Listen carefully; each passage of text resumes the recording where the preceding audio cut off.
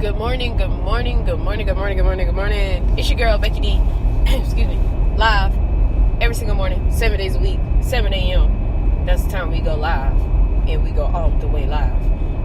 It's that encouragement that you need in the morning, that motivation that you need during the day that you never thought you needed before, but I'm giving it to you because you do need it.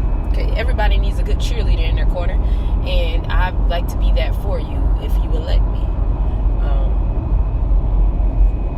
I do it for a lot of people every single day of my life, and I got room for more. Definitely hit me up. I can be your personal cheerleader, and not just one where you get the same message as everybody else. Definitely hit me up on my Facebook at Becky D in the morning, and let's talk there. Let's have a conversation. Let's grow there, okay? Today we're still on the lines of communication. Last month was Heart Awareness Month. It wasn't blown up as much as people usually do. This month, women empowerment, as well as some other things. Really big part of this month for me is Multiple Sclerosis Awareness Month. It's not something to celebrate or anything. It's just educating people on what multiple sclerosis is, and how it's diagnosed, how the symptoms affect people's everyday lives.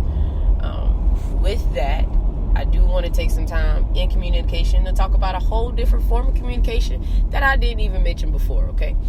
This type of communication is one specifically on body talk, okay? As a kid, we're told silly little things and we don't believe them, just put it out there. As kids, and we're told that you got eyes in the back of your head, and the adults do, and then your body's talking to you and all that, and you're like, okay, she's crazy, cuckoo. But when you reach that age, you start to realize, wait a minute, they've been on to something, okay?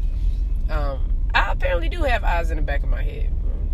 It's called, and that woman in a wishing. Because some things that was trying to occur was able to be avoided because you see it coming. But when they say that your body can talk to you, that's 100% true. The biggest conversation my body had with me was back in college. I'm sorry, y'all. This is going to be a little bit of a story time right now.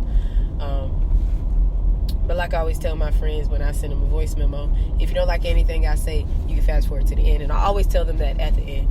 It's priceless. But I was at college, and for somebody who's been active, literally 98% of their life up until that point in college, the things that I were told that I had to start doing really broke my heart. It broke me down. It really sent me into this mindset that I did not like. I was in everything and anything that I could be in college. I wanted the ultimate college life. I wanted to, really get out there and not just, excuse me, be in a room or just, studying all the time.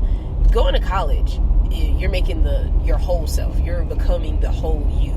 And that's exactly what I wanted to do. That's exactly what I needed. So it was the spring break, coming up on spring break for college. And when you in college, spring break means 20% more for you, because that means no papers. Okay, no papers at all. And I kid you not, I can't make this up. I'm in class, and I leave, and I'm driving, and I was a commuter, and I see the road stretching in front of me, okay? All right? If that's not a wake-up call for someone who does a lot of driving, then what else could be? But you know what? I wasn't that bright at the time, so I didn't think anything of it. I didn't pay any attention. So I just, kept going. And then, my friends that went to other colleges, they came back in town, so we were hanging out and whatnot. It was a lot going on. And for like 24 hours, it felt like I could not keep anything down.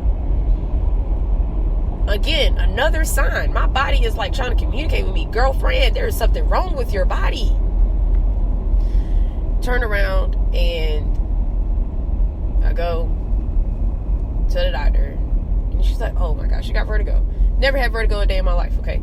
A lot of things, you don't know what it is until you get it. That's pretty much self-explanatory on that. So I'm like, okay, cool. She gave me some medicine to help the nausea, and all this other stuff. Tells me that I have to lay still and stay still. And I looked at her. I was like, but you know me. You're my primary physician. You're the one, you know me. And that's like telling me to just lay down in a casket. Because that ain't going to happen. And so she gave me the, my ultimatum. She was like, either you can lay still or you can continue to throw up and never get better and actually get worse.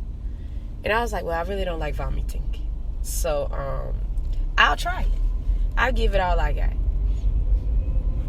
So that was me staying home and whatnot. And at the time, I wasn't staying by myself, still staying with my parents. My mom comes home from work and she's looking at me and she was like, are you feeling okay?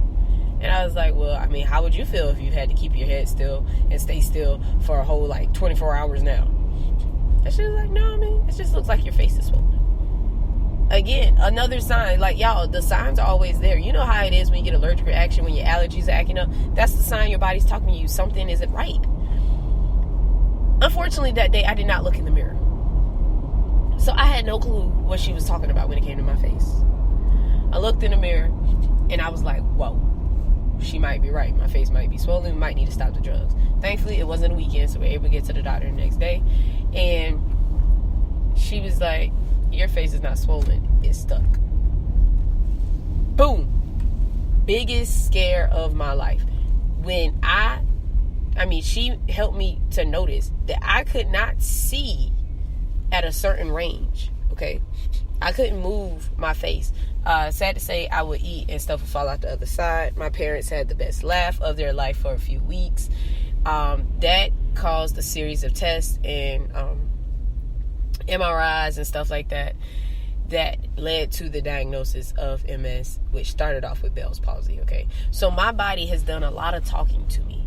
Lately, I've been fatigued and everything, and that's another way your body talks to you. Okay, so I'm going to venture more. That was my story time. Okay, now hopefully it didn't take too long, but there were signs, and sometimes as a young adult, you don't want to pay attention to the signs because you're superwoman, you're Superman. Okay, you don't have time to deal with these signs. Sometimes we don't have the resources to deal with these signs. But as I try to tell people when they happening and they're telling me, I'm like, wake up, okay? You can get ahead of this. All right. What some of the ways that you can kind of see things, okay? So let's just say if you because this was one, that's how I knew my medicine was no good for me and I stopped taking it, y'all. I have stayed at an average of 155 pounds, okay? About an average. Women, we fluctuate on weight. And I started taking the prescription, and I went from a size 10 to comfortably fitting a size 2. Now, this wasn't no 3 years later type deal, been working out, eating right, fitting good, hitting the gym, leaning out. No. This was prescription. Drastic weight loss, okay? Unexpected, drastic weight loss. Like that, it can be a weight gain as well. It's a big wake-up call, okay? It's a big wake-up call.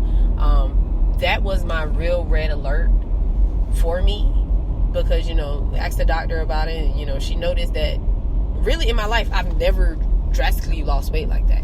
More so when I do work out or anything, I bulk up, I get a lot of muscle, but I don't necessarily drop weight like that. So she looks and she's like, let's talk about this. I'm gonna run some blood work.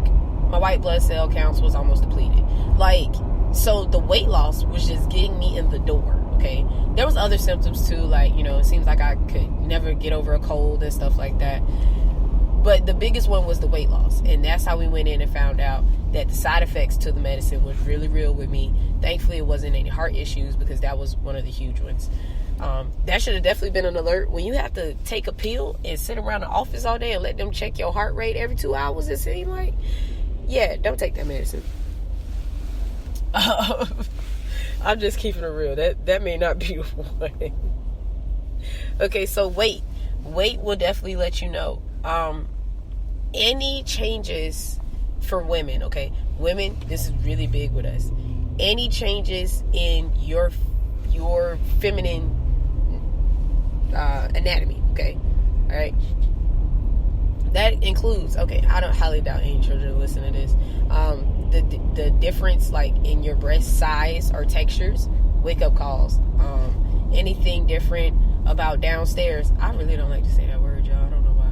But any differences about anything down there, as far as irregular bleeding or stuff like that, you gotta be careful and mindful of. Monitor and track. There's apps that if you need to, you can do it, okay? Your body is trying to communicate with you when something is drastically wrong, okay? A very short story time, real quick. I did not know that the pain that I was experiencing, we thought it was a cramp, because I don't really get cramps besides, the usuals. They thought my appendix had erupted. The whole time I went to the doctor the day before, and by the time I came back, I was like, Mom, she said it was nothing. I'm fine. I don't know what this pain is. But when they see me killed over in pain and I can barely take a breath with it, it's time for parents to react. So they just took me to the hospital and said, hopefully we get better results. Come to find out, I had a urinary tract infection that was horrible, okay? When I tell you I've never seen urine look that color, it was horrible. For some reason, my bladder wasn't releasing. Again, it's just another part of MS. But the pain was my wake-up call. It wasn't the fact that, I didn't notice that I didn't urinate in a long period of time, okay? Which is something that happens, okay? If you go day by day doing things naturally, you won't notice the small things like that. You won't notice, hey, I haven't used the bathroom in like the fast 10 hours. Maybe I need to go. Maybe I need to force myself to go. Maybe I need to check my fluid levels. Am I getting enough liquid, okay? Your body is constantly talking to you, okay? So we only talked about some of the ways. I'm going to save the rest of the ways for another day, because, like I said, I don't want to overload you in 15 minutes, all right? I want to give you some little things here and really let you think on it. As well, I already posted a link to do the communication quiz. This is one of my favorite ones I like to do. It explains it in a different way and gives you some little pointers and stuff that you can look into. I'm also going to be posting a link to ways your body is talking to you. Multiple links. There's some very good ones out there that I really enjoy reading. So definitely, of course, if I enjoy it, I would definitely try to pass it on along to you all, so you all can share in my enjoyment, all right?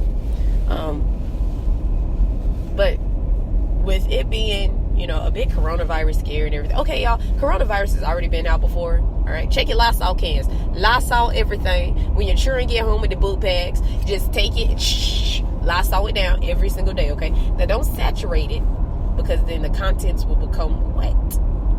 But just do a general Lysol down, okay? You can even wash book bags once a month. But the thing is, to combat, wash your hands, Lysol jackets if you need to. If you don't feel comfortable washing them every day, okay, you can Lysol. All right. Again, do not saturate. Just lightly spray. All right. And the allergy season is coming up, like I said before. So I don't know if you can tell, but my voice was not the 100% that it's always been. So just things to look out for. I know my body has already reacted to something that's in the air, from the way my voice is, how I wake up in the morning feeling a little drowsy. Like, yeah, so I'm already combating what I need to do. It's time for you to listen to the communication that your body is sending you, okay?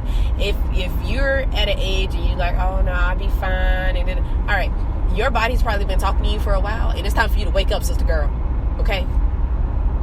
That's all I got to say on that. Go out there today. Listen to your body. Watch the things you do. Track and monitor. If you have to write it on your calendar for all I care at work, go and do that. There's apps for that. I will send links to apps that you can download to help track anything that you need to track. If it's feminine health, men's health, heart health, whatever the case may be, things that you may do. Mental health, that is a big one. We're going to talk about that too. But just track so you have something to bring to your doctor. And so it could be nothing, it could be something. But I just wanted to track it and have this conversation with you, okay? Another form of communication. My name is Becky D with Becky D in the Morning. If nobody else today tells you I love you and I love you for who you are, and never change that, just better with who you are, okay? My name is Becky D, and I'll talk with you all in the morning.